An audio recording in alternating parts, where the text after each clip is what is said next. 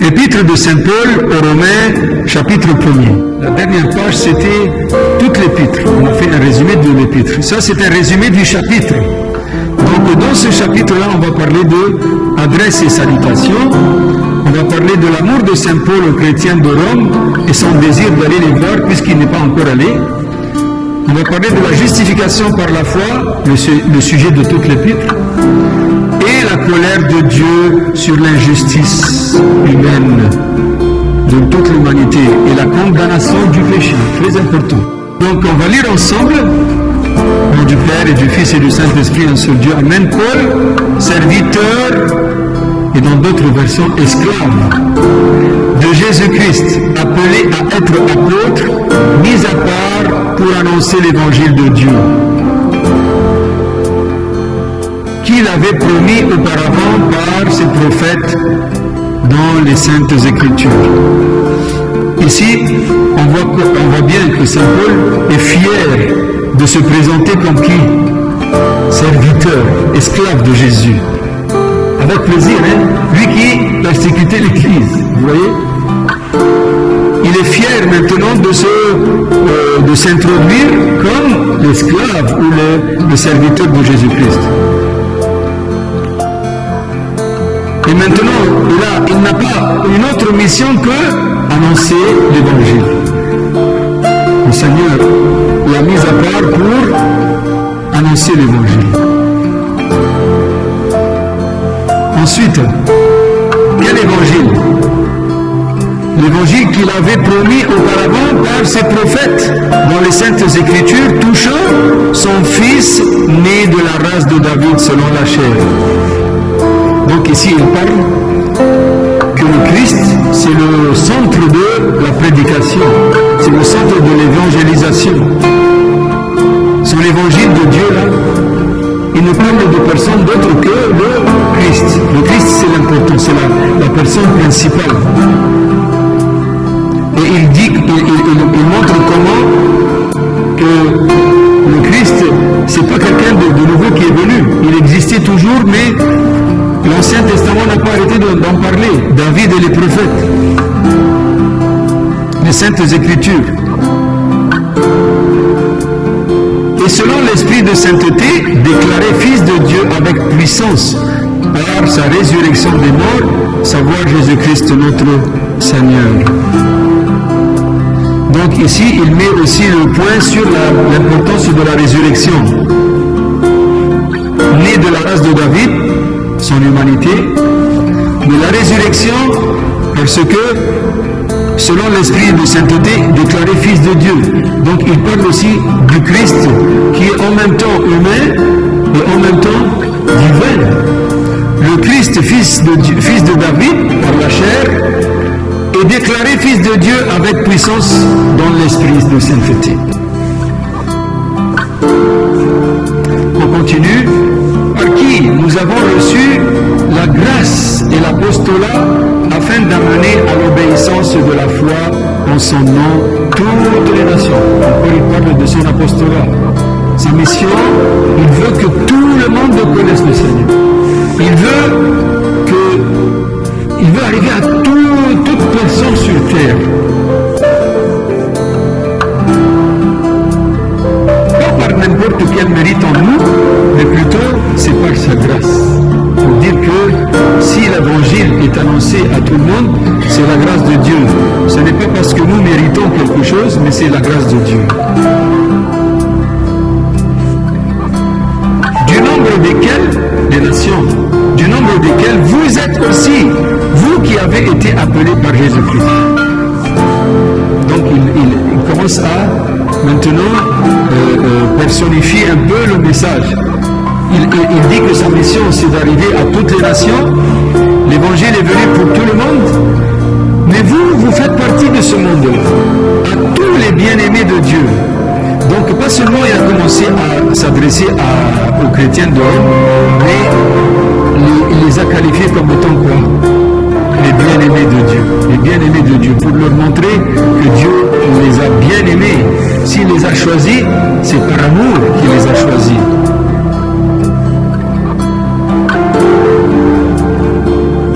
Appelés et saints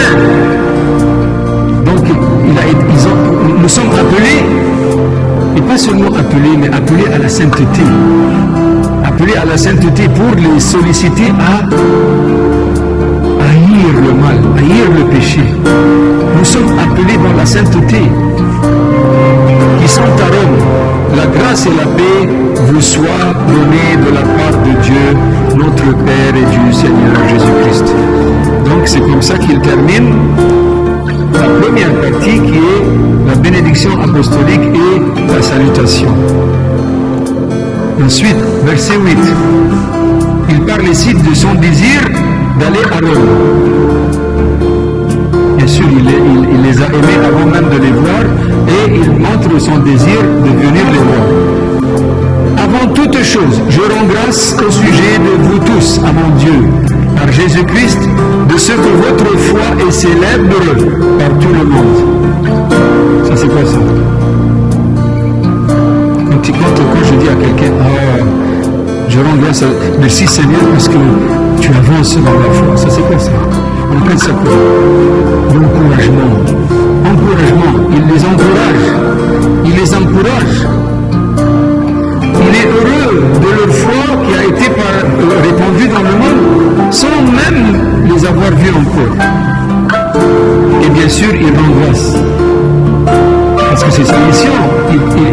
Il trouve que l'évangile qu'il a annoncé arrive à tout le monde. Alors c'est une joie. Il rend grâce à Dieu. Et aussi il nous montre comment il est heureux de voir les autres avancer. Dans le Christ, quand on voit quelqu'un avancer, il ne faut pas être jaloux. Il ne faut pas l'envier, par exemple, parce qu'il a avancé plus que moi. Non, au contraire. Il est heureux parce que leur foi a été connue dans le monde. Car Dieu, que je sers en mon esprit dans l'évangile de son Fils, est témoin que je fais sans cesse mention de vous. Il se rappelle d'eux, de ses prières, bien sûr.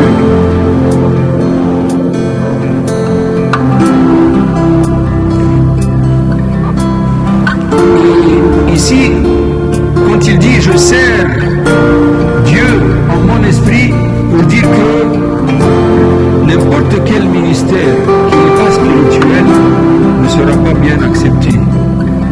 Ici, le service ou le ministère de l'évangile doit être spirituel, pas pour des gains matériels. Lui demandons toujours dans mes prières de pouvoir, si c'est sa volonté, il avance toujours la volonté de Dieu. Trouvez enfin quelque occasion favorable d'aller vers vous. Voilà. Il montre qu'il a désir. Il attend l'occasion pour aller les voir. Car je souhaite fort de vous voir pour vous faire part de quelques dons spirituels afin que vous soyez affermis. Il a entendu de leur foi, mais il veut leur donner plus. Donc, il ne montre pas son désir pour les voir, pour leur dire « Ah, je viens prendre quelque chose de vous » ou ramasser quelque chose de votre part. Non, au contraire, je viens pour vous donner un don, c'est-à-dire un don d'un apôtre comme Saint Paul. Ça peut être un enseignement, des conseils pour mieux avancer dans leur voie, dans leur vie spirituelle. Ensuite, c'est-à-dire afin qu'étant parmi vous, nous nous consolions ensemble par la foi qui nous est commune à vous et à nous. Donc, sa joie ici, c'est pour, et la consolation, c'est à cause de la foi qui existe dans eux et dans lui. Et l'important, c'est qu'il les a portés dans ses prières. Ça, c'est très important pour nos fidèles. Prier les uns pour les autres, là, c'est très important. Or, mes frères, je ne veux pas que vous ignoriez que j'ai souvent formé le dessein d'aller vers vous, ou chez vous, afin de recueillir quelques fruits parmi vous, comme parmi les autres nations, mais j'en ai été empêché jusqu'à présent. C'est-à-dire, il a essayé d'aller plusieurs fois, mais pour des raisons, il a été empêché. Je me dois aux Grecs et aux barbares, aux savants et aux ignorants, ainsi autant qu'il dépend de moi, je suis prêt à vous annoncer aussi l'évangile à vous qui êtes à Rome. Donc il a parlé de ses missions ultérieures avant d'arriver à Rome, parce qu'il est parti vers les Grecs, il a parlé vers les Grecs, il a parlé vers les savants, il a parlé vers les ignorants, il a parlé de et vers même les païens dans l'Asie mineure. Et là maintenant, il leur dit aussi qu'il veut venir aussi à Rome. Toujours fier d'avoir annoncé l'évangile partout. Il veut arriver aussi à Rome, qui est la capitale de l'Empire. Vous avez senti la joie dans son discours, hein? Il est heureux de son ministère pour les païens. Et il veut arriver même à la capitale. Ensuite, il commence à parler ici de ce sujet très important que la justification, c'est par la foi en Jésus. Alors il dit quoi? Car je n'ai point honte de l'évangile de Christ, car c'est la puissance de Dieu pour le salut de tous ceux qui croient, du juif d'abord et du grec ensuite. Vous savez que lui, Dieu l'a choisi pour les Grecs, pour les païens. Mais comme lui, il est juif, hein, on a parlé de ça. Il avait un désir ardent à l'intérieur de lui pour que les autres juifs connaissent le Christ comme lui. Et malgré les persécutions qu'il a eues des juifs, il était toujours quoi? Aimant. Il les a aimés tout le temps. Il n'a jamais haï sa nation. Au contraire, il les aimait malgré les persécutions. Car en lui, la justice de Dieu est révélée de foi en foi, selon qu'il est écrit. Le juste vivra par la foi. Donc voilà, il parle ici de l'évangile du Christ, qui est la justice de Dieu est révélée dans cet évangile de foi en foi. La foi, c'est le principe de la justification. Et quand on parle ici révélé de foi en foi, c'est-à-dire quoi? De la foi de l'Ancien Testament vers la foi en Jésus-Christ. Est-ce qu'il y a une différence? Oui. La foi dans l'Ancien Testament s'arrêtait aux prophéties. Les Juifs qui ont refusé Jésus n'ont pas accepté la foi en Jésus, mais ils avaient quand même la foi en Moïse et les prophètes. Mais ils n'ont pas lié les deux ensemble. C'est ce que Paul est en train de faire. Parce que comme on a dit dans la personne de Paul, il était quoi? Il était avancé dans les études de l'Ancien Testament. Voilà pourquoi il était bien basé, bien fondé. Donc ici, la foi, c'est la foi de l'Ancien en foi de la Nouvelle Alliance. Ensuite, il va commencer maintenant à montrer la justice et l'injustice. La miséricorde de Dieu et sa justice aussi. Et comment? Parce que Rome, n'oubliez pas, c'était une grande ville, la capitale de l'Empire. Il y avait tellement de débauches que les gens, surtout les païens, ils faisaient tout ce qu'ils voulaient faire. Voilà pourquoi c'est un peu difficile pour les chrétiens de s'abstenir et de faire attention et d'observer leur conduite et leur comportement. On va voir. Pourquoi il a parlé ça? Pour dire le suivant. La colère de Dieu se déclare du ciel contre toute l'impiété et l'injustice des hommes qui retiennent la vérité dans l'injustice.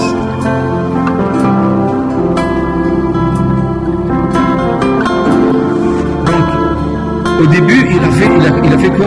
Il a encouragé les fidèles. Maintenant, il commence à presque menacer ceux qui n'observent pas la justice de Dieu, pour leur dire que, attention, il y a une colère de Dieu qui s'annonce contre vos impiétés et votre incrédulité et votre vie dans le péché et votre injustice. Parce que ce qu'on peut connaître de Dieu est manifesté parmi eux, car Dieu le leur a manifesté. C'est-à-dire, ils n'ont pas d'excuses. Ils n'ont pas d'excuses.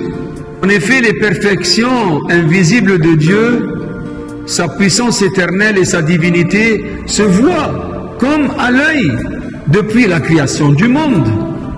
Quand on les considère dans ses ouvrages, il suffit de regarder la nature pour comprendre la puissance de Dieu, n'est-ce pas?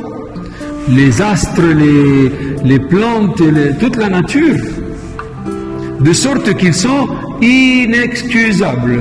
Il parle de la colère de Dieu, mais quand un païen vient dire « moi je ne connais pas Dieu », ce n'est pas une excuse. Dieu s'est manifesté depuis la création, dans sa création, dans sa nature. Ils n'ont pas d'excuses, inexcusables. Parce que, ayant connu Dieu, ils ne l'ont point glorifié comme Dieu. Ils ne lui ont point rendu grâce. Au contraire, ils sont devenus vains dans leur raisonnement et leur cœur, destitué d'intelligence, a été rempli de ténèbres. Il commence à décrire maintenant la situation des païens. Se vantant d'être sages, ils sont devenus fous. Hein? Ils se disaient sages, mais loin de la connaissance de Dieu, c'est la folie. Et après avoir connu Dieu, au lieu de lui rendre grâce, ils commencent à eux-mêmes à se vanter pour dire que c'est nous qui avons fait ça et ça. On commence à parler des pratiques, des mauvaises pratiques maintenant. Ils ont changé la gloire de Dieu incorruptible en des images qui représentent l'homme corruptible, et les oiseaux, et les quadrupèdes, et les reptiles. C'est quoi ça? Les statues. Ils se sont fait des statues pour dire « Ah, voilà, c'est ça Dieu ». Et c'est pas tout. Ils ont fait des formes d'humains et formes d'animaux pour adorer, et encore plus. C'est pourquoi aussi Dieu les a livrés dans les convoitises de leur cœur, à une impureté telle qu'ils ont déshonoré eux-mêmes leur propre corps. Ils se sont permis de déshonorer le corps. Surtout par quoi? Les pratiques adultères, les pratiques dans l'immoralité sexuelle. Hein? Quand on dit ici Dieu les a livrés, c'est pas que Dieu veut qu'ils sont ou qu'ils vivent dans l'immoralité, non. Vous ne voulez pas de moi? Bon, moi je me retire. Vous voyez? Dieu les a livrés, il les a laissés à leur volonté pour subir les conséquences. Eux qui ont changé la vérité de Dieu en mensonge. Hein? Ce qui est loin de Dieu, ils n'arrêtent pas de mentir. Et ont adoré et servi la créature au lieu du Créateur. N'est-ce pas? Ils ont fait des formes et ils ont oublié celui qui les a créés. Le Créateur qui est béni éternellement. Amen. C'est pourquoi Dieu les a livrés à des passions honteuses. Encore une fois, c'est pas que Dieu les a forcés à faire ça, non. Dieu seulement a retiré sa main. Il les a laissés à leur propre raisonnement. Voilà pourquoi on commence à faire des pratiques contre la nature que Dieu a créée. Car les femmes parmi eux ont changé l'usage naturel en un autre qui est contre nature. De même aussi les hommes, laissant l'usage naturel de la femme, ont été embrasés dans leur convoitise les uns pour les autres, commettant homme avec homme des choses infâmes et recevant en eux-mêmes la récompense qui était due à leur égarement. C'est bien clair. Ça c'était quand? 58. 58, l'année 58 du 1er siècle. Est-ce que l'histoire ne se répète pas? Hein? L'histoire se répète, n'est-ce pas? Maintenant, c'est devenu très normal de laisser les hommes aller avec les hommes et les femmes avec les femmes. Et même si quelqu'un vient pour s'opposer à ça, on l'accuse d'être contre la liberté. Voilà. Ce que Saint Paul a parlé il y a 2000 ans se répète dans notre monde actuel. Et comme ils ne se sont pas souciés de connaître Dieu, Dieu les a livrés à un esprit dépravé, en sorte qu'ils commettent des choses indignes. Encore une fois, Dieu ici ne les a pas poussés. Dieu seulement a enlevé sa main. Il s'est retiré, il les a livrés. Toi, tu veux pas de moi? Ok, je te laisse. Et attention, David n'arrête pas de lui dire quoi? Ne cache pas ta face de moi. Vous savez ce que ça veut dire? Ne cache pas ta face de moi. Bien sûr, Dieu existe partout. Il est omniprésent, en devant et en arrière, de moi, partout, partout. Mais cette phrase-là, c'est-à-dire quoi? Imaginez, toi tu es protégé tant que Dieu veille sur toi. Ne cache pas ta face de moi, c'est-à-dire quoi? N'arrête pas de veiller sur moi. Parce que ça veut dire, quand quelqu'un regarde quelqu'un, c'est-à-dire quoi? Il veille sur lui. Bien sûr, ça c'est une image, parce que Dieu c'est pas une personne qui regarde et qui peut ne pas regarder. Non. Mais quand il lui dit ne cache pas ta face de moi, c'est-à-dire ne me laisse pas, ne me laisse pas, ne m'abandonne pas, continue à veiller sur moi. Alors ici, Dieu a fait quoi? Il a arrêté de veiller sur eux. Il les a livrés, il les a laissés pour leur convoitise. Et c'est là qu'ils ont commencé à faire des choses indignes. Ça c'est le résultat d'être loin de Dieu, loin de la surveillance du Seigneur. Ils ont rempli de toute injustice, d'impureté, de méchanceté, d'avarice, de malice, plein d'envie, de meurtre, de querelle, de tromperie et de malignité. Ça sont tous les vices, tous les vices. Rapporteurs, médisants, ennemis de Dieu, outrageux, orgueilleux, vains, inventeurs de méchanceté, désobéissants à père et mère. C'est fini, Dieu n'est pas là. Pour eux, Dieu n'est pas là. Ils peuvent faire tout le mal. Voilà. Ça, c'est tout le mal. Ils se sont permis de faire tout. Voilà. Ça se répète 20 siècles. 20 siècles plus tard, ça se répète encore une fois. Et maintenant, c'est légal. C'est légal. Imaginez à quel point le monde est arrivé. Donc la colère de Dieu est toujours là. Et finalement, sans intelligence, sans loyauté, il continue les mauvaises pratiques. Sans loyauté, sans affection naturelle, implacable, sans compassion, qui connaissant le décret de Dieu, savoir que ceux qui commettent de telles choses sont dignes de mort, c'est-à-dire ils savent que ces choses-là ne vont pas aller loin avec eux. Ça les rend dignes de mort. Non seulement les pratiques, c'est-à-dire sachant que ça va les envoyer à la mort, ils ne se contentent pas de pratiquer, mais ils approuvent ceux qui les commettent. Donc ils encouragent les autres à commettre. Donc voilà.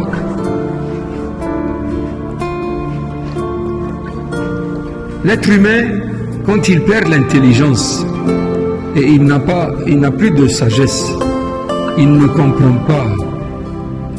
Il ne comprend pas les signes.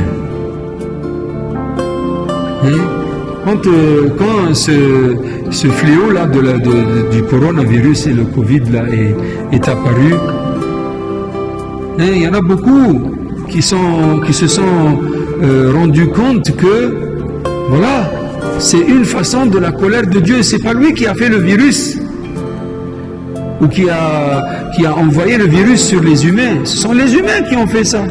Mais Dieu les a livrés. Rappelez-vous du mot ici. Il les a livrés. Vous avez choisi de vous éloigner de moi. Bon, je vous laisse. Je vous laisse à ceux que vous avez choisis. Subissez alors. Vous voyez? Donc, c'est à nous, après 20 siècles, si Saint Paul parle de la même chose, c'est que c'est vrai et ça arrive. Et c'est à nous de prendre la leçon. Est-ce que vous voulez la colère de Dieu, que ça s'applique sur nous, ou plutôt lui être agréable? On va voir dans le reste de l'épître comment on va voir les bonnes pratiques alors plus tard. Mais ça c'est le premier chapitre qui se termine par cette déclaration de la colère de Dieu sur tous ceux qui commettent le mal. Pour que nous les fidèles, en prenant la leçon pour éviter toutes ces pratiques-là et comprendre ce qui est agréable devant Dieu et ce qui n'est pas. Ce qui est naturel et ce qui est contre la nature de toutes ces pratiques-là. Sans prendre des prétextes et dire non, chacun est libre de faire ce qu'il veut. Mais attention, faites attention. Vous ne faites que augmenter la colère de Dieu sur l'humanité. Et voilà, c'est ce qui arrive. Que le Seigneur nous donne tous de mieux s'approcher de lui et de savoir tout ce qui est agréable devant lui et de s'éloigner de ce qui est immoral et ce qui ne fait que faire venir sa colère. À lui la gloire maintenant et toujours dans le siècle des siècles. Amen.